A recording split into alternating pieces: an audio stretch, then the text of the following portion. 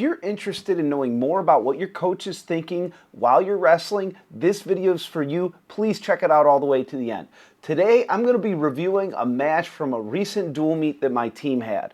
The kids I'm reviewing aren't necessarily elite wrestlers, they're your average varsity wrestlers, and I want to break down a match today to kind of show you some of the things that coaches see on a daily basis that their wrestlers are doing that they'd like to see improved. I've already cut up the key points of the match. So this match is actually from a wrestler that I coach and another wrestler. I'm not necessarily going to be talking about what my wrestler should do better. I'm going to be talking about what each wrestler could do better and the good things that each wrestler is doing during the match. It's really important to note that when you watch film, you should be looking at the good things you're doing and then also looking at the things that you could do better. So without further ado, today's match is between 106-pounders David Perez of Wheeling High School and Jorey Becker of Deerfield High School. Okay, Perez is in blue and Becker is in black. Perez is going to be a little bit more aggressive here at the beginning. You see he gives a nice head snap, but then he dives in and gets to the legs, but there really wasn't a setup for the attack, and Becker's able to kind of cross-face, get his hips down, legs back enough to circle out of this. And this is what high school coaches go nuts over, is the guys are kind of standing around and not doing a whole lot. Now Perez is starting to snap and dig an underhook and snap down. This is something we teach all the time. So I was really happy to see him go out there and start attempting these things that we work on in practice. That underhook snap down is a big one. And then he's attacking the hamstring there, but does not end up getting the takedown. Here we are in the second period. Becker on bottom, tripoding up. That was where he wants to start looking for that hand control and wasn't able to get it just yet. And it looks like Perez is looking to get to his 2-on-1, maybe working for a tilt here, and is able to break him flat, but we're not really able to get anything else going. Becker maybe looking for hand control. I always preach to my guys, get to your feet first and then work for hand control. That's one of the biggest things, most misunderstood things in wrestling, is kids start looking for hand control way too early. You want to get to your feet before you start working for hand control. And Becker is able to circle out. He really just got some good motion going, was able to get his hips away. It wasn't really a specific technique there. Now this is what drives me nuts. It's the guys standing and staring at each other and no one's looking for their ties. Perez comes in, club underhook again, but again, standing and staring. Not a little bit of motion, but not a ton.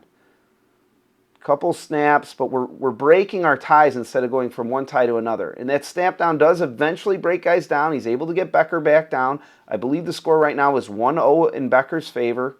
He's just grabbing a leg and holding on. This is not what we want to do. Becker should want to circle up there and get to a neutral tie rather than getting stuck down underneath. I think that was stalemated, so we're back at neutral. And again, the guys are staring at each other. Someone needs to go get their ties. Perez has been closer to getting to scoring in this match because he's clubbing and underhooking, getting to his ties, and wearing on Becker with that snap down. He attacks the hamstrings, able to go behind. That was a beautiful technique there from Perez. That's what coaches want to see all the time, is that constant looking for your ties, constant wearing on your opponent. Now, one thing that sticks out to me there is Perez put his leg in a very poor fashion. He's able to keep his hips on top. We ran out of time there. Great escape, sit back, didn't even need hand control, just kind of hip heisted out and got his escape there from Perez. What I was saying on top was he did a sloppy job of throwing that leg in. He was able to keep his hips on top, but that's not how we want to do it.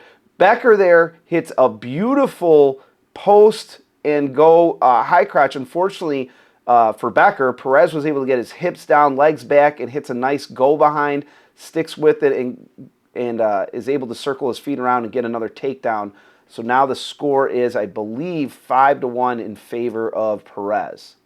Let's go back and look at that one more time, that takedown, because Becker actually does a really nice job with his setup. Boom, there it is. He posts, and he doesn't shoot. He shoots in and gets extended.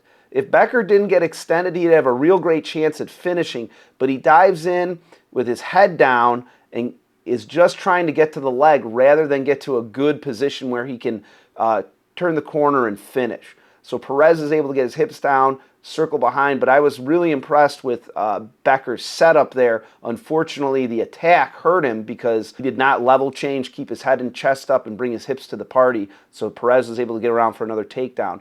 Now Perez on top, what he could be doing, okay, now he's got the wrist, but what he could be doing better is getting an actual chop going. Becker was just hit for stalling. It looked like Perez might have locked his hands. And Perez, again, is throwing that leg in kind of wild. Now, what Becker's doing, not doing well on bottom, is there's not a lot of motion. He gets away there, but Perez kind of gave him the escape. What he should have been doing, you want to be standing up, sitting, rolling, always moving in the bottom position. Now Becker is charging forward and reaching. We want to get in a better stance, backhand reach, circle into our ties, and Perez is continuing to snap and takes his first shot of the match and catches Becker driving in and gets kind of an awkward fireman's carry, but does get the takedown. And now Perez is looking for the major, which is awesome. That's always what you want to look for. And he's, again, going back to that club underhook, reaching for a single. Not great reach, not great technical skill there. Another big snap and puts him down again. And he's circling behind. Now what Perez wants to do here is he was up at the hips. He wants to stay down at the legs to score that. Let's go back and watch that one more time. And one thing Perez could do better is club with a straight arm. He's kind of wrapping Becker's head there. So a lot of little things to work on. Both guys wrestled a really hard match there, but there's a lot of things in there that I could point out that I see all the time that are things that we want to clean up as quickly as possible. Number one is both guys kind of being okay with staring at each other in the neutral position and not really making any attempts at getting the ties and trying to set up an attack.